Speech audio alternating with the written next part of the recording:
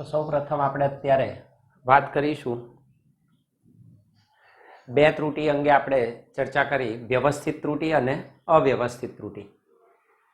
અવ્યવસ્થિત ત્રુટિમાંની જ બીજી એક ત્રુટિ જે છે એને આપણે પહેલાં શીખીએ અને પછી ત્રુટિનો અંદાજ કાઢવાની આજે રીત શીખીશું આપણે.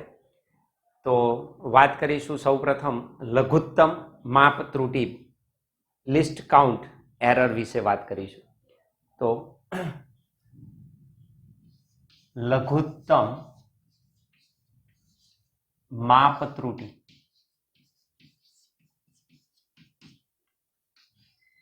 સમજાવો. આની ટૂંકમાં આપણે સમજૂતી આપીશું. That is called list count error. List count error.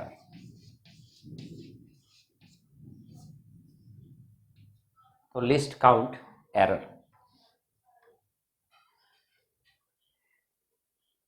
કોઈ પણ ભૌતિક રાશિનું માપન કરવા માટે આપણે કોઈ સાધનનો ઉપયોગ કરીએ છીએ. માન લો કે લંબાઈ માપવી હોય, ફૂટપટ્ટી, મીટર પટ્ટીનો ઉપયોગ કરું, કાં તો વર્નિયર કેલિપર્સનો યુઝ કરું, કાં તો માઇક્રોમીટર કે સ્ફેરોમીટરનો ઉપયોગ કરી શકાય. આ જે સાધનો માપન માટેના છે એ માપન માટેના સાધનો નાનામાં નાનું એટલે કે લઘુત્તમ કેટલું માપી શકે એની લઘુત્તમ માપ ત્રુટિ દર્શાવે. તો સૌથી નાનામાં નાનું માપ સાધન વડે જે માપી શકાતું હોય એની લિસ્ટ કાઉન્ટ એરર તરીકે ઓળખાય છે. તો માપન માટેના સાધન વડે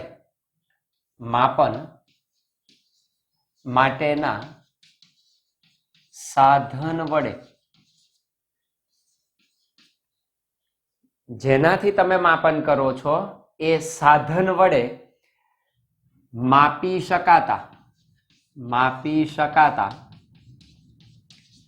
નાનામાં નાના, પછી એનાથી નાનું માપ તમે ના મેળવી શકો, તો નાનામાં નાના માપને તે સાધનનું લઘુત્તમ માપ કહેવાય. તે સાધનનું લઘુત્તમ માપ કહે છે. એનું લઘુત્તમ માપ છે. એનાથી ઓછું માપન એ કરી શકે નહીં. દાખલા તરીકે મીટર પટ્ટી લઉં તો એક કાપા સુધીનું અંતર માપી શકે. એક કાપો એટલે મિલીમીટર. તો 1 mm નું મેઝરમેન્ટ એ ઓછામાં ઓછું કરી શકે, અથવા કેવું હોય તો 0.1 સેમીનું. એનાથી ઓછું એ માપી શકે નહીં. તો મીટર પટ્ટીનું એ શું કહેવાય? લઘુત્તમ માપ કહેવાય. That is 0.1 semi. તો આપેલું માપન માટેનું સાધન જે નાનામાં નાનું માપ મેઝર કરી શકે એને એનું લઘુત્તમ માપ કહે છે. આ જે ત્રુટિ છે લઘુત્તમ માપ ત્રુટિ એ આપેલ સાધનના વિભેદન સાથે સંકળાયેલી છે કે સાધન કેટલું રિઝોલ્યુશન કરી શકે, કેટલું નાનામાં નાનું માપ મેઝર કરી શકે. તો આપેલું લઘુત્તમ માપ ત્રુટિ એ સાધનના વિભેદન સાથે સંકળાયેલ ત્રુટિ છે. તો આ ત્રુટિ લઘુત્તમ માપ ત્રુટિ એ સાધનના વિભેદન સાથે, એના રિઝોલ્યુશન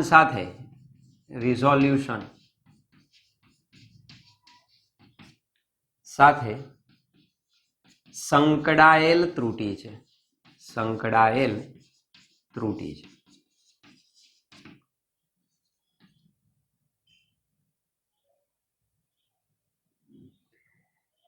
આ ત્રુટિનો સમાવેશ આગળ કહ્યું તેમ અવ્યવસ્થિત ત્રુટિમાં થાય, પણ સીમિત માત્રામાં, ચોક્કસ માત્રામાં. તો સીમિત માત્રા સુધી આ ત્રુટિ તમે ગણી શકો. તો આ ત્રુટિનો સમાવેશ સીમિત પ્રમાણમાં અવ્યવસ્થિત ત્રુટિમાં થાય.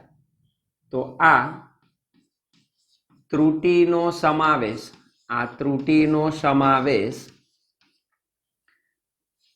અવ્યવસ્થિત ત્રુટિમાં થાય છે, જેમાં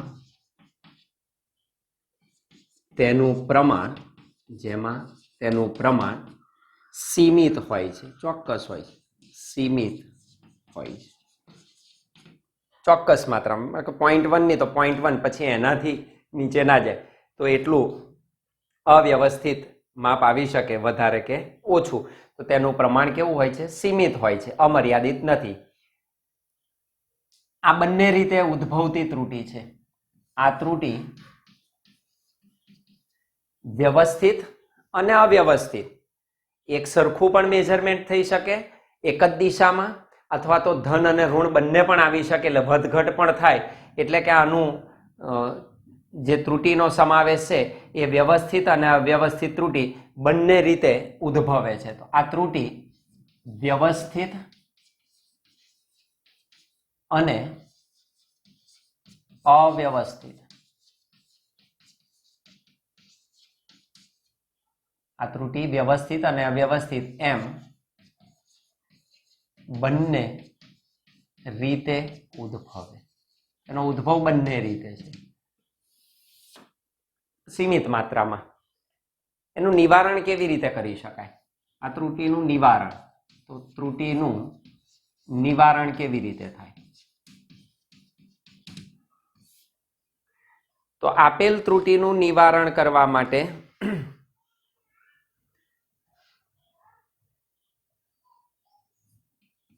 વધુ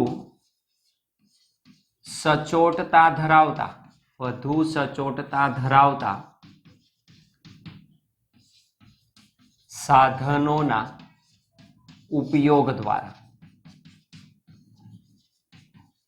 જેનું પ્રિસિઝન, જેની સચોટતા વધારે હોય એવા સાધનનો તમે ઉપયોગ કર્યો. માન લો ફૂટપટ્ટી વડે મેજર થતું હોય એ જ વસ્તુને હું વર્નિયર કેલિપર્સ વડે માપી શકું, એ જ રીતે માઇક્રોમીટર વડે માપી શકાય. તો જેમ સચોટતા વધે, એનું પ્રિસિઝન વધે, એવા સાધનોનો તમે ઉપયોગ કરો તો આ ત્રુટિનું તમે નિવારણ કરી શકો.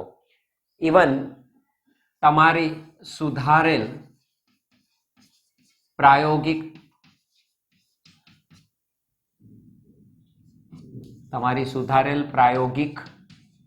ટેકનિક પણ કામ કરે. તો તમારે તમારી પ્રાયોગિક ટેકનિકમાં પણ શું કરવો પડે? સુધારો કરવો પડે. તો આ લઘુત્તમ માપ ત્રુટિને તમે શું કરી શકો? નિવારી શકો. ઇવન તમે અવલોકનોનું સરેરાશ મૂલ્ય લઈ શકો. તો અવલોકનો જેટલા વધારે લો એટલું હિતાવહ છે. તો અવલોકનોના સરેરાશ મૂલ્ય પરથી, એનું સરેરાશ મૂલ્ય લો તો પણ આ ત્રુટિનું શું કરી શકાય? તમે નિવારણ કરી શકાય. પરથી આપેલ ત્રુટિને ઘટાડી શકાય છે, તેમાં તમે ઘટાડો કરી શકો. This is called least count error, લઘુત્તમ માપ ત્રુટિ. તો લઘુત્તમ માપ ત્રુટિ દર્શાવે.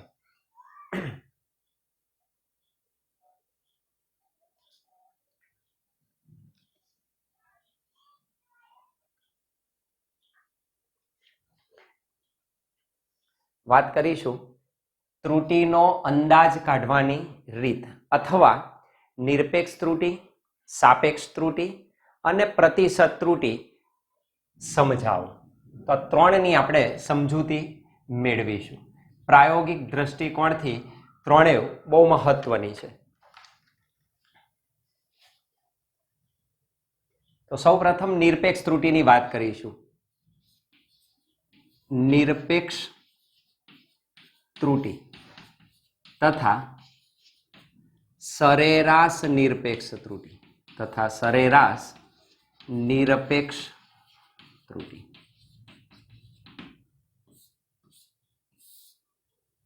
that is absolute error, આને કહેવાય absolute error, and average absolute error.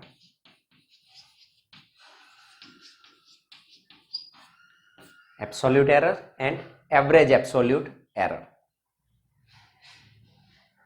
તો નિરપેક્ષ ત્રુટિ શું છે?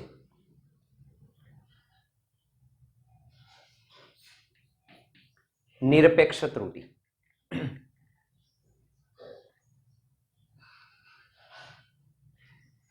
તો કોઈ પણ ભૌતિક રાશિનું આપણે જ્યારે માપન કરીએ ત્યારે આપણી પાસે એ ભૌતિક રાશિનું સાચું મૂલ્ય હોઈ શકે, જેને આપણે અત્યારે સરેરાશ મૂલ્ય તરીકે પણ ગણતરીમાં લઈશું, કારણ કે પ્રયોગ કરીએ તો એનું સરેરાશ મૂલ્ય એ આપણું સાચું મૂલ્ય કહેવાય.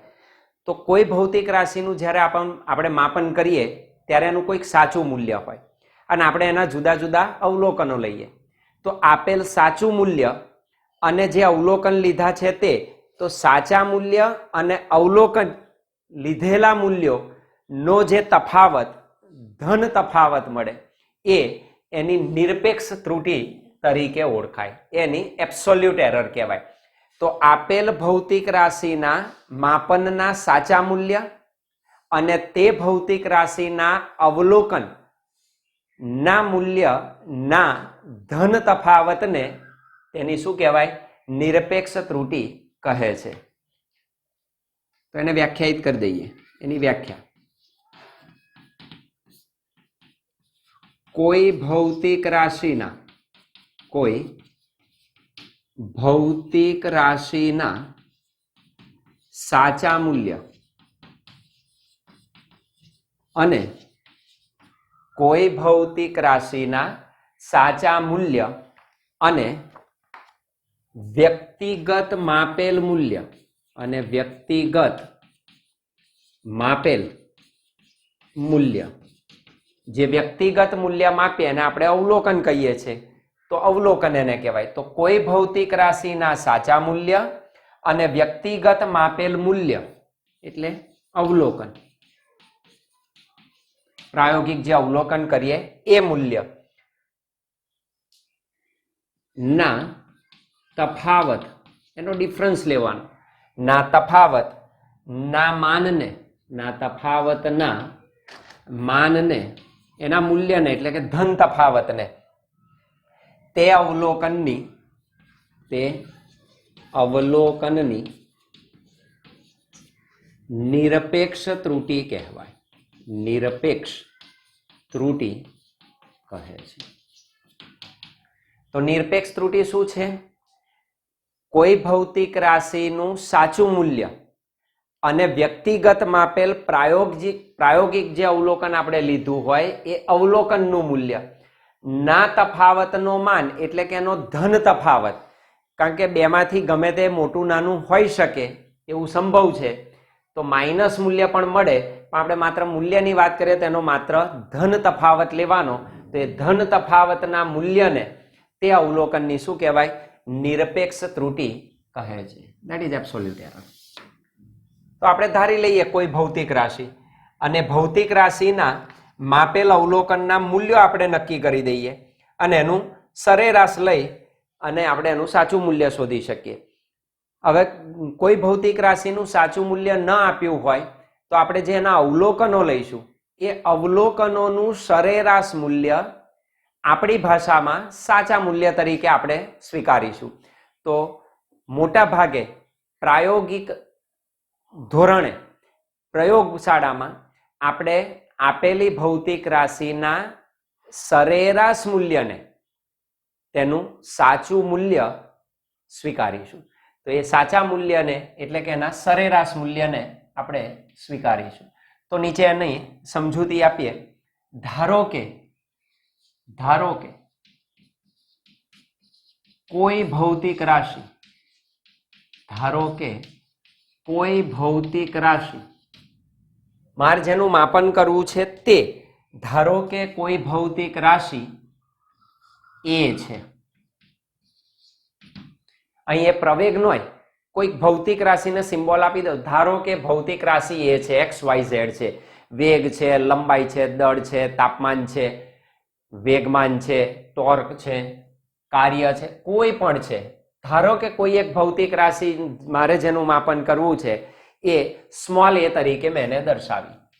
આ જે ભૌતિક રાશિ છે એને મારે પ્રાયોગિક રીતે મેઝર કરવી છે, તો હું એના અવલોકનો લઈશ. તો એના હું જુદા જુદા અવલોકનો લઉં છું. તો તેના એટલે આ ભૌતિક રાશિના તેના માપેલ તો તેના માપેલા અવલોકનના મૂલ્યો અનુક્રમે, ધારો કે પહેલું એનું રીડિંગ છે A1, ધારો કે એનું પહેલું રીડિંગ A1 છે, બીજું A2 છે, ત્રીજું A3 છે, dash dash up to AN. માન લો કે મેં n અવલોકન લીધા તો પહેલું અવલોકન મને A1 મળ્યું, બીજું મને A2 મળ્યું, ત્રીજું A3 મળ્યું. તો જુદા જુદા અવલોકનો હું લઉં છું માપન કરીને, તો મને જુદા જુદા શું મળશે? એના માપનના મૂલ્યો મળશે. આ જે માપનના મૂલ્યો મળ્યા એ માપનના મૂલ્યોનું મારે સરેરાશ લેવાનું. કોઈ પણ ભૌતિક રાશિનું અથવા કોઈક આપેલ અવલોકનોનું તમારે સરેરાશ મૂલ્ય કેવી રીતે શોધાય? તો કે જેટલી સંખ્યામાંના અવલોકનો હોય એ દરેકનો તમે સરવાળો કરો અને એ અવલોકનોની સંખ્યા વડે એને શું કરો? ભાગી નાખો. તો ડિવાઇડ ઇટ, તો એ તમને એનું સરેરાશ મૂલ્ય આપે છે. તો આપેલ માપનના અવલોકનોનું, તો માપેલા જે અવલોકનો છે, તો આપેલ અવલોકનોનું સરેરાશ મૂલ્ય, હું સૌથી પહેલું એનું સરેરાશ મૂલ્ય શોધીશ. એ ભૌતિક રાશિનું સાચું મૂલ્ય મળશે આપણને. તો આપેલ અવલોકનોનું સરેરાશ મૂલ્ય તે ભૌતિક રાશિનું, જેનું આપણે મેઝરમેન્ટ કર્યું છે, તે ભૌતિક રાશિનું શું દર્શાવે? સાચું મૂલ્ય લઈ શકાય અને આપણે સાચા મૂલ્ય તરીકે કહીશું. તો જે અવલોકનોનું સરેરાશ છે એ જ તે રાશિનું કયું મૂલ્ય છે? સાચું મૂલ્ય છે. તો શું લઈએ છીએ આપણે? એનું સરેરાશ મૂલ્ય. એનું સરેરાશ મૂલ્ય એટલે એને લખીશું એ મીન એટલે સરેરાશ, અથવા એને દર્શાવીશું A12 વડે, અને A12 કહેવાય. ઉપરની નિશાનીને 12 તરીકે બોલાય. એ મીન એટલે સરેરાશ અથવા A12 તરીકે. કેવી રીતે મળે? તો જેટલા અવલોકનો છે એનો મારે સરવાળો કરવાનો. A1 plus A2 plus A3 plus AN, n અવલોકનોનો સરવાળો ભાગ્યા અવલોકનોની સંખ્યા. કેટલા અવલોકનો લીધા? n, તો ડિવાઇડેડ બાય n. તો આ મને સરેરાશ મળે. આપણે સરેરાશ લઈએ છીએ, 2 અવલોકનો હોય તો 2 નો સરવાળો ભાગ્યા 2, 3 અવલોકનો લો તો 3 નો સરવાળો ભાગ્યા 3, n નું કરવું હોય તો n અવલોકનોનો સરવાળો ભાગ્યા n. તો એની કઈ કિંમત આપશે? સરેરાશ કિંમત દર્શાવે. Therefore, A mean is equal to, અને ગણિતની ભાષામાં લખવું હોય તો 1/n, સરવાળાને તમે લખો છો સિગ્મા વડે. સિગ્મા એટલે સરવાળો. ક્યાં સુધીનો? તો કે n સુધીનો. તો હું એને કોઈ નંબર આપી દઉં, i બરાબર 1 થી n. મારા અવલોકનો i છે કેટલા? 1 થી n. એને બદલે શું લખી દઈશ? AI. તો આનો મતલબ થાય આ બધા અવલોકનોનો સરવાળો. તો આ સિમ્બોલ સિગ્મા તરીકે તમે ઉપયોગમાં લીધેલો છે 10મામાં. તો અહીં આગળ તમારે કિંમત મૂકતા જવાનું. પહેલા i બરાબર 1 મૂકો તો A1 પ્લસ 2 મૂકો તો A2, એટલે મળશે A1 plus A2 plus dash dash plus AN, બધાનો સરવાળો. તો આ જે કિંમતો છે એને ગણિતની ભાષામાં આવી રીતે લખાય. તો એની ટૂંકી રીત થઈ અને n વડે એને મેં ડિવાઈડ કર્યા. તો આ જે મને મળી, આને હું પહેલું સમીકરણ કહી દઉં. તો મને સાચું મૂલ્ય એ સરેરાશ મૂલ્ય તરીકે પ્રાપ્ત થયું.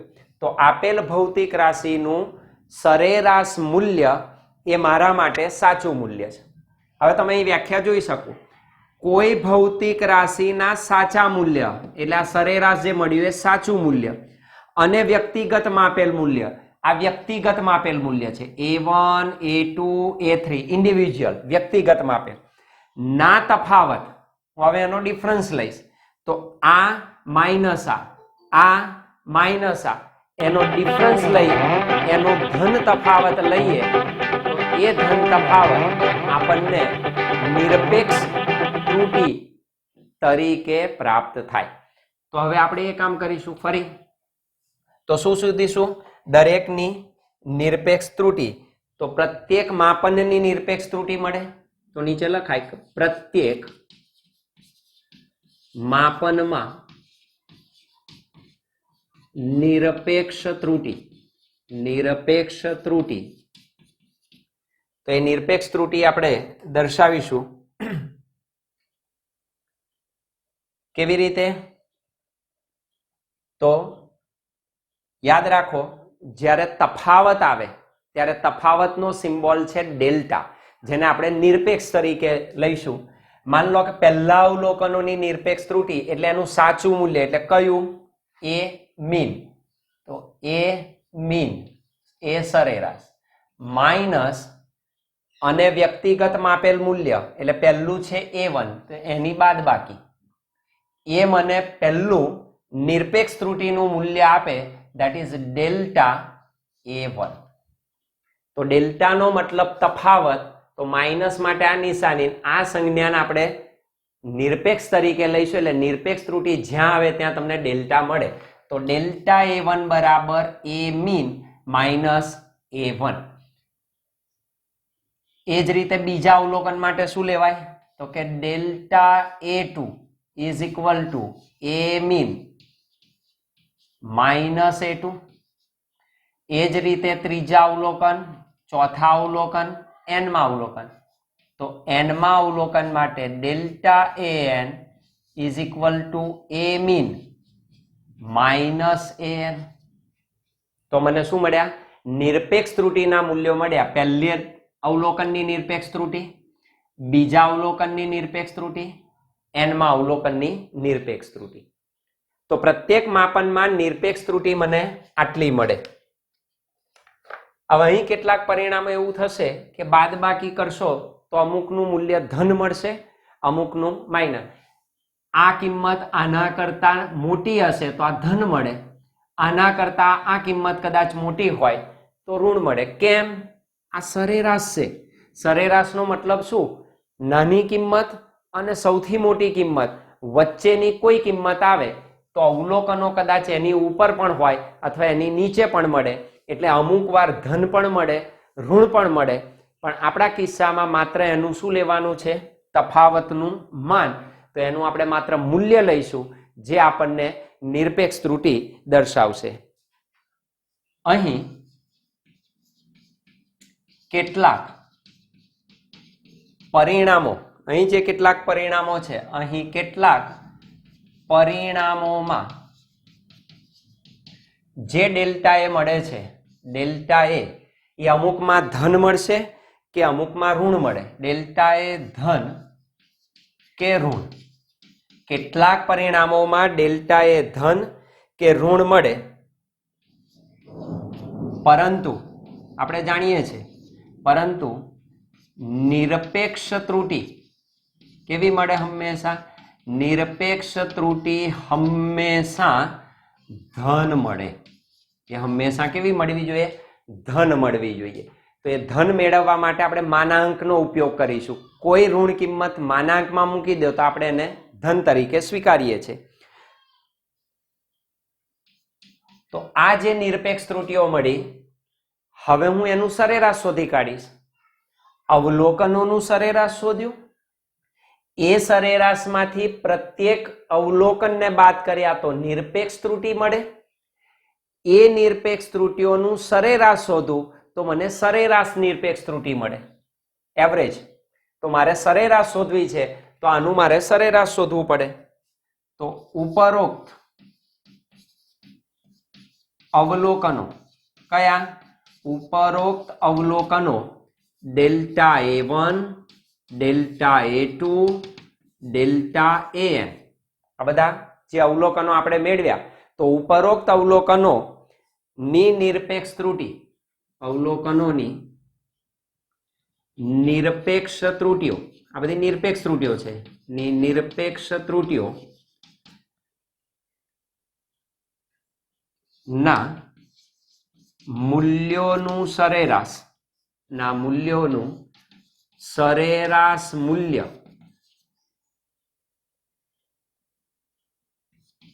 તે ભૌતિક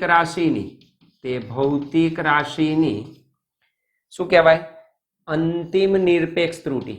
અંતિમ નિરપેક્ષ ત્રુટિ, that is delta a mean. જેમ આપેલા અવલોકનોનું સરેરાશ હતું એવું નિરપેક્ષ ત્રુટિનું સરેરાશ ડેલ્ટા એ મીન દર્શાવે. તો આપણે એનું સરેરાશ શોધી કાઢીશું ડેલ્ટા એ મીન તરીકે. તો સૌથી પહેલા અવલોકનોનું સરેરાશ. અવલોકનોના સરેરાશમાંથી વ્યક્તિગત અવલોકનો બાદ કરો તો નિરપેક્ષ ત્રુટિ, અને નિરપેક્ષ ત્રુટિઓનો સરેરાશ કાઢો તો મને એની અંતિમ સરેરાશ નિરપેક્ષ ત્રુટિ પ્રાપ્ત થાય. તો એ મને અંતિમ સરેરાશ નિરપેક્ષ ત્રુટિ મળે. that is delta a mean. now what is delta a mean? તો delta a mean is equal to આના જેવું જ ડેલ્ટા ખાલી લાગ્યો તો that is equal to delta a bar પણ લખાય. એટલે શું? તો કે આ જે નિરપેક્ષ ત્રુટિઓ છે એનો સરવાળો ભાગ્યા એટલી. પણ કયો સરવાળો? ધન. કદાચ આ ઋણ હોઈ શકે, આ ધન હોય, ઋણ હોય, ઋણ હોય, ધન હોય. તો બધા ધન લેવાના, તો બધાને માનાંકમાં મૂકવાના. દેટ ઇઝ માનાંક ડેલ્ટા એ વન પ્લસ માનાંક delta a two up to plus માનાંક delta a n divided by n. N અવલોકનોની નિરપેક્ષ ત્રુટિઓનું શું કરીએ છીએ? સરેરાશ. માનાંક કેમ મૂક્યું? તો કે આપણે ધન મૂલ્ય જ જોઈએ છે. That means delta a mean is equal to આના જેવું લખાય, ખાલી ડેલ્ટા જ લખવાનો. 1/n સિગ્મા i બરાબર 1 થી n કોનું સરેરાશ? માનાંક ડેલ્ટા ai. તો આ તમારું બીજું સમીકરણ થયું. That is number 2. એને બીજા સમીકરણ તરીકે દર્શાવી શકો તમે. તો આ એનું સરેરાશ થયું. આ સરેરાશ નિરપેક્ષ ત્રુટિની વાત થઈ. હવે જે તમે અવલોકન લીધું કોઈ ભૌતિક રાશિનું, તો કોઈ પણ ભૌતિક રાશિના અવલોકનને હંમેશા નિરપેક્ષ ત્રુટિ સાથે દર્શાવાય. તો નીચે આમ લખી શકીએ, આમ કોઈ પણ ભૌતિક રાશિ, કોઈ પણ ભૌતિક રાશિ નું જે સાચું મૂલ્ય છે એના અવલોકનને આપણે નીચે મુજબ દર્શાવી શકીએ. કોઈ પણ ભૌતિક રાશિના અવલોકનને નીચે મુજબ દર્શાવાય. કેવી રીતે લખીશું? કોઈ પણ, તો કોઈ પણ ભૌતિક રાશિ કઈ લીધી હતી? એ. તેનું માપ આપણી પાસે એ છે. કેવી રીતે લખાય? તો કે નિરપેક્ષ ત્રુટિ એનું મૂલ્ય, આનું સાચું મૂલ્ય. એનું સાચું મૂલ્ય કયું લીધું હતું આપણે? તો કે એ મીન.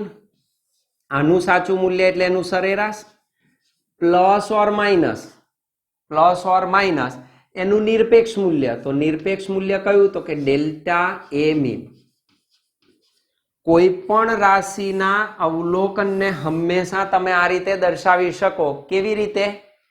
આપેલ ભૌતિક રાશિનું સાચું કે સરેરાશ મૂલ્ય પ્લસ ઓર માઇનસ તે ભૌતિક રાશિના નિરપેક્ષ મૂલ્યનું સરેરાશ. આ રીતે દર્શાવી શકાય. તો એ બરાબર a mean plus or minus delta a mean. આ શું દર્શાવે? અર્થાત જે ભૌતિક રાશિ છે એ ભૌતિક રાશિનું મૂલ્ય, અર્થાત આપેલ ભૌતિક રાશિનું મૂલ્ય એ mean minus delta a mean. આ ઓછી કિંમત થાય માઇનસ. અને બીજું કયું મૂલ્ય થાય આમાં? એ mean plus delta a mean ની. આ બે કિંમતોની વચ્ચે તમારું આ મૂલ્ય એ તમારું સાચું મૂલ્ય કહેવાય. ની વચ્ચેના વિસ્તારમાં છે અથવા ના વિસ્તારમાં મળે. તો આ કિંમત ક્યાં મળે? આ બેની વચ્ચે મળે. આનો મતલબ શું? આમાંથી આ બાદ કરો, આમાંથી આ ઉમેરો તો આપણને એક ગાળો મળે. એક કિંમત આ છે ઓછી, આ કિંમત આ છે. માન લો 25 થી 50 વચ્ચે, તો 25 થી 50 વચ્ચે આ કોઈ પણ કિંમત આવે એ આપણું સાચું મૂલ્ય કહેવાય. એને આપણે ગણતરીમાં લઈ શકીએ. તો આપેલ ભૌતિક રાશિનું મૂલ્ય શું છે? તો કે એ mean minus delta a mean અને એ mean plus delta a mean ની વચ્ચેના વિસ્તારનું એનું મૂલ્ય. તો આ વિસ્તારમાં એ આપણને પ્રાપ્ત થાય. તો આપણે એને આ રીતે દર્શાવી શકીએ. તો એ આપણી કિંમત થઈ. તો આ નિરપેક્ષ ત્રુટિ થઈ. તો હવે તમારે યાદ રાખવાનું, કોઈ પણ ભૌતિક રાશિને કેવી રીતે દર્શાવાય એના મૂલ્યને? તો એના સરેરાશ કે સાચા મૂલ્ય સાથે પ્લસ ઓર માઇનસ એના નિરપેક્ષ ત્રુટિના સરેરાશ કે સાચા મૂલ્યને શું કરવાનું છે? પ્લસ ઓર માઇનસ ઉમેરવાના ને બાદ કરવાના છે. એની વચ્ચે આ તમને મળે. તો આ થઈ નિરપેક્ષ ત્રુટિની વાત. વધારે જાણકારી દાખલો શીખીશું એટલે આવશે, કિંમત તમારી નજર સામે. તો આ વાત કોની કરી આપણે? નિરપેક્ષ ત્રુટિની. તો આ નિરપેક્ષ ત્રુટિ થઈ. હવે વાત કરીશું આપણે સાપેક્ષ અને પ્રતિશત ત્રુટિ.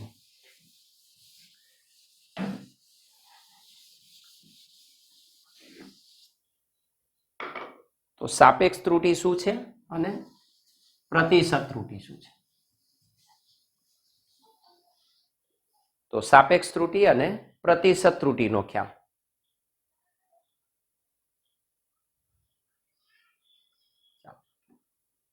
તો એને નોંધીએ. તો બીજી છે તમારી સાપેક્ષ ત્રુટિ. સાપેક્ષ ત્રુટિ અથવા તો એને કહેવાય આંશિક ત્રુટિ. ઘણી વાર શું કહે છે એને? આંશિક ત્રુટિ. That is called relative error. કોઈકના સંદર્ભે, આથી નિરપેક્ષ એબ્સોલ્યુટ, આ છે સાપેક્ષ એટલે કોઈના સંદર્ભે વાત કરીશું. તો સાપેક્ષ ત્રુટિ શું છે? આ સૂત્ર આવડે એટલે સાપેક્ષ ત્રુટિ આવડી જાય. સાપેક્ષ ત્રુટિ શું છે? જે સરેરાશ નિરપેક્ષ ત્રુટિ છે તે અને એનું જે સાચું મૂલ્ય છે નો ગુણોત્તર, આ ભાગ્યા એટલે તમને શું મળે? સાપેક્ષ ત્રુટિ મળે. એટલે કે સાચા મૂલ્યની સાપેક્ષે તમને આ મૂલ્ય પ્રાપ્ત થાય છે. તો એના સંદર્ભે તમે આને લો છો તે રિલેટિવ એરર તરીકે ઓળખાય. તો સાપેક્ષ ત્રુટિ અથવા તો આંશિક ત્રુટિ.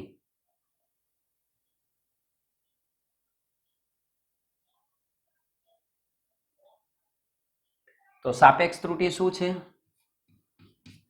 તો સાપેક્ષ ત્રુટિ એટલે આપેલ જે ભૌતિક રાશિ છે એ આપેલ ભૌતિક રાશિના માપની સરેરાશ નિરપેક્ષ ત્રુટિ, that is delta a mean, અને એનું સાચું મૂલ્ય અથવા સરેરાશ મૂલ્ય નો ગુણોત્તર. આટલું તમારે ખાલી યાદ રાખવાનું છે. તો સાપેક્ષ ત્રુટિ એટલે આપેલ ભૌતિક રાશિ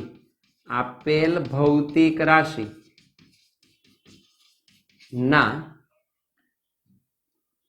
સરેરાશ, આપેલ ભૌતિક રાશિની સરેરાશ નિરપેક્ષ ત્રુટિ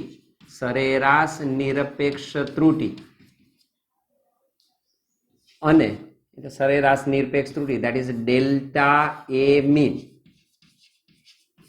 અને તેના સરેરાશ મૂલ્ય, એ ભૌતિક રાશિના સરેરાશ મૂલ્ય, જેને આપણે કહીશું સાચું મૂલ્ય, સાચા મૂલ્ય, ધેટ ઇઝ એ મીન નો ગુણોત્તર, નો. તો સાપેક્ષ ત્રુટિ શું છે? સરેરાશ નિરપેક્ષ ત્રુટિ અને સાચું કે સરેરાશ મૂલ્ય નો ગુણોત્તર. તો સાપેક્ષ ત્રુટિ ઇઝ ઇક્વલ ટુ શું લખાય? Delta a mean divided by a mean. એટલે એકવાર તમને નિરપેક્ષ મળી જાય પછી બધું જ તમને પ્રાપ્ત થાય. તો સાપેક્ષ ત્રુટિ બરાબર delta a mean upon A mean.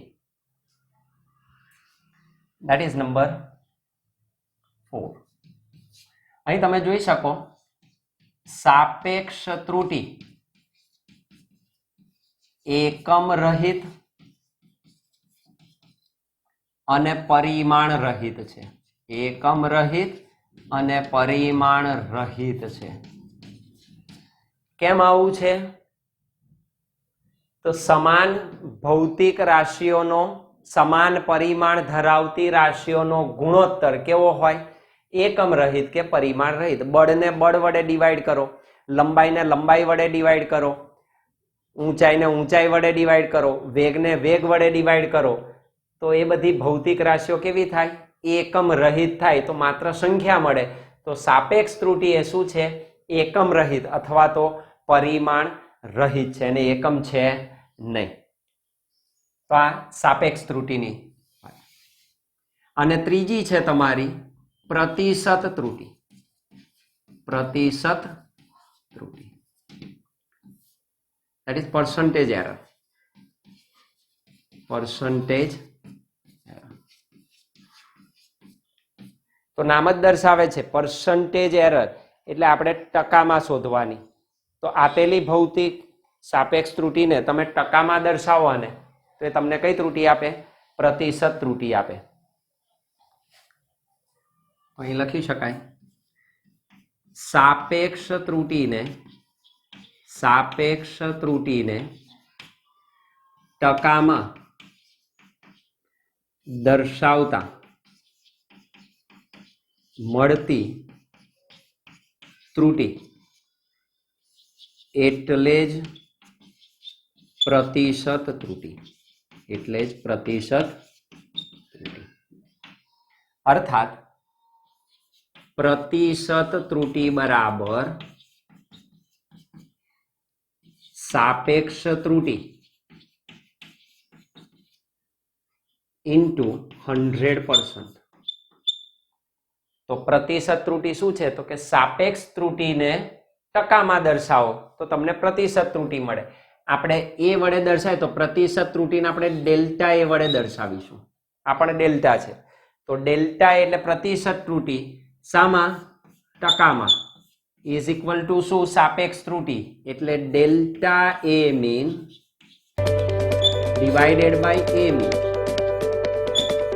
Into 100%. તો આ તમારી પ્રતિશત ત્રુટિ કહેવાય. તો સાપેક્ષ ત્રુટિને તમે ટકામાં દર્શાવો તો મળતી ત્રુટિ એ આપણી પ્રતિશત ત્રુટિ તરીકે ઓળખાય.